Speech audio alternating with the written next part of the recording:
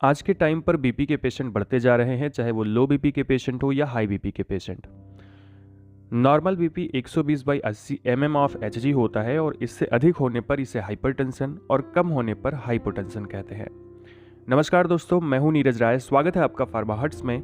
आज के वीडियो में हम लोग बात करने वाले हैं लो बीपी यानी हाइपोटेंशन के बारे में। इस वीडियो में हम लोग डिटेल से देखेंगे कि हाइपोटेंशन क्या होता है, इसके काजेस क्या होते हैं, इसके होने का कारण क्या है, साइन और सिम्टम्स क्या हैं, ट्रीटमेंट में हम लोग कौन कौन सी मेडिसिन देते हैं और कौन कौन से इंस्ट्रक्शंस आपको फॉलो करने चाहिए। तो चलिए वीडियो की शुरुआत करते हैं। दोस्तों, जब आपका blood pressure 90/60 mm of Hg तक पहुंच जाए तो इसे हाइपोटेंशन या लो बीपी कहते हैं। अगर इसके कारण की बात करें तो इसका मेन जो कारण होता है वो हमारी बॉडी से फ्लूइड अगर बढ़ जाता है, उसका आउटलेट यानी हमारे बॉडी से अगर फ्लूइड लॉस ज़्यादा होता है तो मेनली हाइपोटेंशन की प्रॉब्लम देखने को मिलती है। इसके अलावा दोस्तों, फिजिकल वीकनेस यानी शारीरिक कमजोरी से, सही टाइम पर भोजन ना करना, शरीर में पानी की कमी होना, या फिर बहुत ज़्यादा फिजिकल या मेंटल वर्कलोड होता है, उस टाइम पे लो बीपी की समस्या हो सकती है। बहुत ज़्यादा व्रत रहने से, उपवास रहने से, या फिर ज़्यादा ब्लड लॉस होने से, फीमेल्स में हैवी मेंस्ट्रुअल ब्लीडिंग होने से यानी माहवारी में अगर ज़्यादा रक्तस्राव होता है, उस कंडीशन में आपके बॉडी में फ्लूइड कम होता है, हाइपोटेंशन की समस्या बढ़ सकती है। डायरिया अथवा कॉलेरा की वजह से भी अगर फ्लूइड लॉस होता है तो लो बीपी की समस्या हो सकती है। इसके अलावा दोस्तों, हीमोग्लोबिन की कमी की वजह से आपको कम बीपी की समस्या हो सकती है, हाइपोटेंशन हो सकता है। ये मेनली रीज़न होते हैं जिसकी वजह से आपको हाइपोटेंशन होता है। दोस्तों, अगर अभी हम लोग बात करें कि लो बीपी यानी लो ब्लड प्रेशर कितने प्रकार का होता है, तो आमतौर पर ये 3 प्रकार का होता है। एक ऐसा जिसमें बहुत सारे लक्षण आते हैं जिसको हम लोग सिम्पैटोमैटिक हाइपोटेंशन कहते हैं।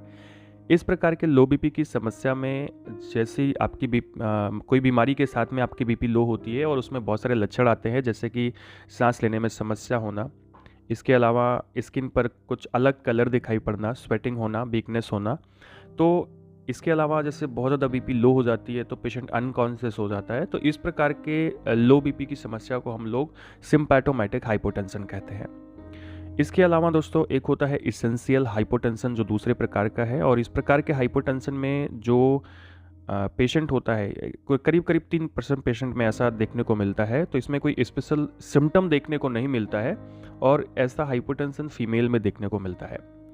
इसके अलावा दोस्तों, तीसरे प्रकार का हाइपोटेंशन होता है आर्थोस्टैटिक हाइपोटेंशन। इस प्रकार के हाइपोटेंशन में क्या होता है कि जैसे ही कोई व्यक्ति बैठ कर के काम करता है, कोई, या आप बहुत टाइम तक बैठे रहते हैं, कोई काम करते रहते हैं, अचानक से उठते हैं तो आपको वर्टिगो की प्रॉब्लम आती है, आपकी बीपी लो हो जाती है और आपको चक्कर आने लगता है, खास करके बैठे बैठे के बाद जब आप खड़े होते हैं उस टाइम पे। तो इस प्रकार के लो बीपी की समस्या को हम लोग आर्थोस्टैटिक हाइपोटेंशन कहते हैं।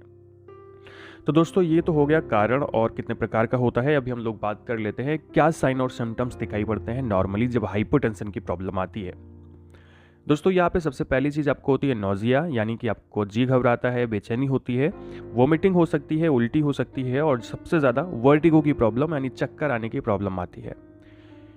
इसके अलावा हेडेक की प्रॉब्लम होती है, सर दर्द हो सकता है, बहुत ज़्यादा कमजोरी लग सकती है, फेस बहुत ज़्यादा डल हो सकता है और लेजीनेस महसूस होती है, आलस महसूस होती है। ये सारे लक्षण जो होते हैं वो पेशेंट में दिखाई पड़ते हैं। दोस्तों, इस प्रकार के सभी सिम्टम्स को देख करके आप हाइपोटेंशन पहचान सकते हैं। अगर आप इससे नहीं समझ पाते हैं तो आपको बीपी का टेस्ट करना होता है, बीपी की जांच करनी होती है, जिसके लिए स्फिग्मोमैनोमीटर से हम लोग अपनी बीपी टेस्ट कर सकते हैं। दोस्तों, अभी हम लोग बात करें जो सबसे मेन बात है ट्रीटमेंट, लेकिन उससे पहले इंस्ट्रक्शन हम लोग देख लेते हैं कि किन बातों का ध्यान रखना चाहिए अगर पेशेंट को हाइपोटेंशन की प्रॉब्लम है। तो पेशेंट को कंप्लीट बेड रेस्ट देना चाहिए और नॉर्मल सलाइन यानी एनएस इंजेक्शन देना चाहिए, आईवी। ओआरएस लगातार पिलाते रहना चाहिए जिससे डिहाइड्रेशन ना हो बॉडी में और कोई प्रॉब्लम ना आए। इसके अलावा दोस्तों, विटामिन्स, मिनरल्स तथा प्रोटीन रिच डाइट देनी चाहिए और पेशेंट को ज़्यादा से ज़्यादा फ्लूइड देना चाहिए, क्योंकि फ्लूइड की कमी की वजह से ही बॉडी में हाइपोटेंशन की प्रॉब्लम ज़्यादा आती है। दोस्तों, अभी हम लोग बात कर लेते हैं कि ट्रीटमेंट के लिए कौन कौन सी मेडिसिन देते हैं। ये तो बात हो गई इंस्ट्रक्शन की। तो यहाँ पे हम लोग अगर कोई लक्षण नहीं आ रहा है तो नॉर्मली हम लोग मल्टीविटामिन दे देते हैं, जिसमें folic acid, cyanocobalamin and ferrous fumarate, ये सारी चीज़ें होती हैं, निकोटिनामाइड। यानी कुल मिला के आपको एक मल्टीविटामिन देना है पेशेंट को। चाहे आप कैप्सूल दे सकते हैं या फिर आप सिरप दे सकते हैं, जो भी आप चाहे दे सकते हैं। इसके साथ में दोस्तों एक ऐसी मेडिसिन देनी है जो डाइजेशन को सही करे। जैसे आप यूनिजाइम कैप्सूल दे सकते हैं पेशेंट को, और ये आपको देना होता है सुबह शाम, जबकि जो मल्टीविटामिन होता है वो आपको देना होता है एक टाइम दिन में। तो यूनिजाइम जो है उसमें फंगल डाइस्टेज होता है, पैपिन होता है, एक्टिवेटेड चारकोल होता है। ये कैप्सूल आप पेशेंट को दे सकते हैं। इसके अलावा अगर बहुत ज़्यादा लक्षण आ रहे हैं तो आप लक्षण के अनुरूप मेडिसिन दे सकते हैं, जिसको हम लोग कहते हैं सिम्पैटोमैटिक ट्रीटमेंट। जिसमें दोस्तों सबसे पहली चीज़, क्योंकि पेशेंट को नोजिया और वोमिटिंग की प्रॉब्लम आती है, तो यहाँ पे आप ऑन्डेंसेट्रॉन दे सकते हैं 4 mg में, जो उल्टी को और बेचैनी को कम करेगा। और अगर पेशेंट को गैस भी बन रही है तो उसे आप रेनिटिडीन और डोमपेरिडोन दे सकते हैं, या कोई गैस की दवा भी डोमपेरिडोन दे सकते हैं। उससे क्या होगा कि उसकी उल्टी ठीक हो जाएगी और उसको गैस की समस्या दूर हो जाएगी। इसके अलावा हेडक है, यानी सर दर्द है, तो ऐसे में उसे डाइक्लोफेनेक प्लस पैरासीटामॉल आप दे सकते हैं। दोनों मेडिसिन आती है डायनापार के नाम से, या कोई दूसरी ब्रांड ले सकते हो। या फिर एक मेडिसिन आप आती है मेटोपार, जो आप दे सकते हैं। इसमें पैरासीटामॉल मेटोक्लोप्रामाइड होता है, और ये जो मेडिसिन है ये सर दर्द और उल्टी दोनों के लिए काम करेगी, तो ये आपको ऑन्डेंसेट्रॉन भी नहीं देना पड़ेगा। वहीं दोस्तों मैं बात करूँ, अगर वर्टिगो की प्रॉब्लम है, तो वर्टिगो भी हो रहा है, चक्कर आ रहा है, तो उसे दे सकते हैं आप प्रोक्लोपेराजिन दे सकते हैं, जो मार्केट में स्टेमेटिल के नाम से आती है। ये मेडिसिन पेशेंट को देना होता है वर्टिगो को ठीक करने के लिए।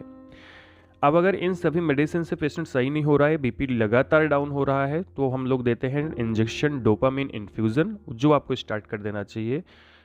ठीक है, तो ये सारी मेडिसिन हम लोग हाइपोटेंशन को ठीक करने के लिए देते हैं। इतने में पेशेंट सही हो जाता है, और अगर ज़्यादा प्रॉब्लम है तो पेशेंट को फिर आपको रेफ़र करना ही पड़ेगा, क्योंकि तब आप उसे ठीक नहीं कर सकते हैं। तो दोस्तों ये था एक छोटा सा वीडियो जिसमें हम लोगों ने बात किया हाइपोटेंशन के बारे में। वीडियो आपको इन्फॉर्मेटिव लगा हो, अच्छा लगा हो, तो चैनल को सब्सक्राइब करिएगा, वीडियो को लाइक करिएगा। मिलते हैं नेक्स्ट वीडियो में। पूरा वीडियो देखने के लिए बहुत बहुत धन्यवाद। अगर आपने अभी तक हमारा हेल्थ मोकिया चैनल सब्सक्राइब नहीं किया तो उसको भी कर लीजिएगा, उस पर भी हम लोग इस तरह के आयुर्वेदिक वीडियोज़ लाते रहते हैं।